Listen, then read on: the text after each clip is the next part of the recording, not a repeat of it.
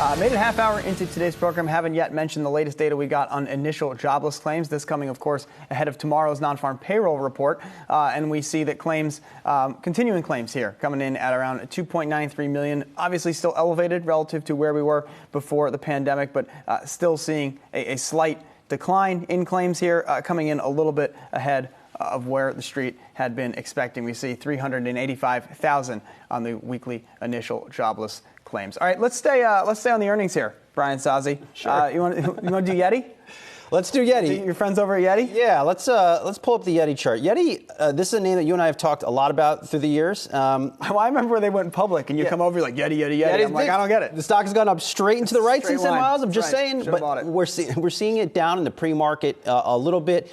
Despite a very strong quarter, again, from this company, drinkware sales, that is basically cups, up 69% in the very most nice quarter. Yeah. Coolers up 23%. Again, that is another nice quarter. Gross profit margins up 280 basis points, and that is really, really good when you're seeing significant inflation out of everything that is used to make their cups and their coolers. If there's any slight disappointment in this quarter, it is maybe cooler sales, but all in all, this was a good quarter. They raised their outlook. This is a stock that I would be surprised that will get defended by the street over the next day or two. Yeah, I mean, the company comes out, raises its top line guidance. They're looking for sales to increase 26 to 28%. Had been looking for a 20 to 22% increase for its fiscal 2020. But its operating income, as a percent of those net sales, so margins basically, is holding steady even with that sales increase. So maybe there's the lack of enthusiasm from the street today. You know, I look at a company like a Yeti, and I know where my mind goes. I feel like you're thinking the same thing. Company just came public, similar model, similar idea. Mm-hmm. I said it at the time, and I'll say it again. They are the Apple of outdoor gear. No, I'm thinking Traeger. Oh, Traeger. Like I'm thinking as in terms of a company's journey that you as a management team look at and say, I'd like to be like them. I think Traeger should look at Yeti and say, you know, synergies here. Well, Traeger just needs some hipster apparel. I mean, to fill out that whole look, that whole Traegerhood life. Yeah, well, it's been a very busy week for the private equity firms. They've all come out with their results. Wall Street Journal had a big story this morning about how good times are for shareholders, equity shareholders in these companies. Obviously, limited partners done very well for a long time. Maybe you take some of that dry powder, go out, put them together, mash them together. Speaking of dry charcoal, there's Weber right there. Weber, we're going to talk to the CEO coming up in the 10 o'clock hour, I believe, right around 10:10 or so. Weber ringing the opening bell here on this Thursday morning. Connected grill maker. Connected grill maker. I have an unconnected Weber. It's great. Love it. Love everything about it. And I especially love that I don't use the app. So this really rounds out. So it's only August. It's August the 5th. So we still have a couple of weeks of summer here in the Northeast, about a month before school starts. But I feel like the Weber IPO brings to an end the summer of grills for investors. Wow, August 5th. With barbecue guys, with Traeger, now with Weber coming to the public. Well, this market. is, I guess, a nice opportunity to wish my dad a happy birthday. I just realized today was August 5th. Big grill guy got me involved in grilling, so happy birthday to Andrew down in Florida doing his thing. Maybe he's grilling right now. Maybe he's on a golf course. I have absolutely no clue. I haven't talked to him in a while. Anyway, so you have Yeti, and you also have Wayfair. You're looking at Wayfair results, too, and I'm surprised to see the market reaction here to Wayfair. It's one of those lone stay-at-home type trades that is getting embraced for its quarter here, and I can understand why. The number of active customers for Wayfair reached 31.1 million in the most recent quarter. That was up 19.6% year over year. I suspect that is the number the street is trading off here, especially stacked up against the likes of an Etsy or Roku, which are coming out over this morning really with not a good quarter and not good earnings calls.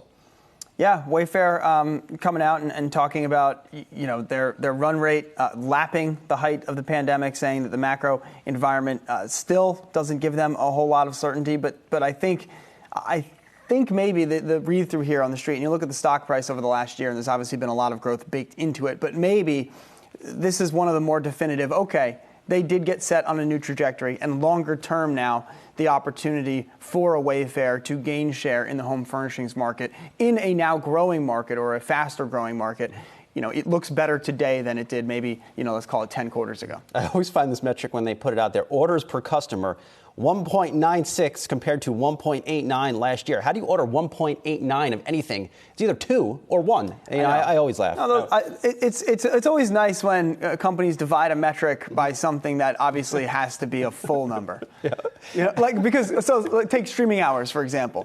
streaming hours can obviously be any fraction of the hour because anyone can always come and go for streaming. But like for riders, it couldn't be like, oh, someone took 2.6 rides per Uber, which I know is a number that's in there that you could, obviously do the division. I hopped out of the car mid-ride, so they just cut my ride short. So it's funny to think about that, and it's funny to think about a 0.07.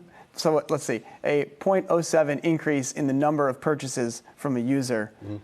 But obviously, the user can only make one or two. Average order value for Wayfair, $278. That's a big purchase. It's a big purchase. Have I ever spent more than $278 on Wayfair? I feel like that's the right number. It's the right number. Maybe, if anything, a little bit less than that. All right, let's keep going through some earnings here because last night, as we mentioned earlier on in the program, after the bell yesterday, it was an ugly scene for a number of companies. We've already talked about the sell-off that we saw in Uber. We saw a sell-off in Roku. We saw a sell-off in Etsy. And we also saw a decline in Fastly, which is a company no one really thinks all that much about, except when the internet went down a couple of weeks ago, and everyone said, oh, it was Fastly's problem. Company comes out here, slight miss on the top line, slightly smaller than expected loss, but you go through the shareholder letter, let's find it here in the tabs. You go through the shareholder letter, and clearly you've got some major problems here with the Fastly model. Now, this was a stock that at the time, Sozzi, I don't know if you remember, everyone was like, oh, Fastly could take down the whole internet. They must be worth more than the, I think, $5 or $6 billion they were worth at the time. Now, with a 22% haircut on today's stock price, the company is now worth $4 billion. And some commentary here from Josh Bixby, the company's CEO, within that shareholder letter, talking about the outage, saying it resulted from an undiscovered bug, blah, blah, blah. We saw traffic volumes decrease and issued credits to customers following the incident. Given the usage-based nature of our business model, this resulted in an impact to our 2Q results, and we expect to see a downstream impact on revenue from the outage in the near to medium term as we work with our customers to bring back their traffic to normal levels. Everybody loves the SaaS model, usage-based. You use it more. The net dollar retention for Fastly in the quarter is 126. Basically, we have customers, and our customers increase their spend at a rate that is more than all of the churn that we saw, from anybody who came on and came off the system. This is why the companies all trade at 10, 20, 30 times revenue. But when you have a usage-based model and then your service doesn't work and then you say customers are still getting credits and they're not sure how much they want to use us going forward, it's not great.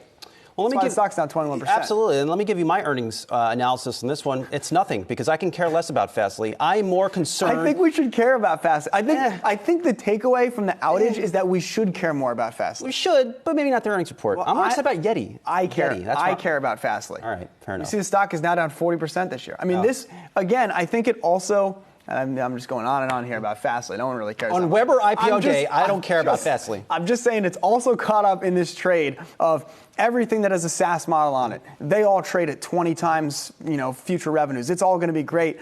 Well, now we've seen the company run into a derating in the sector. That was the decline back in the spring. Then they had the issue with the outage. Now they have a bad earnings report. So the story for Fastly is certainly challenging.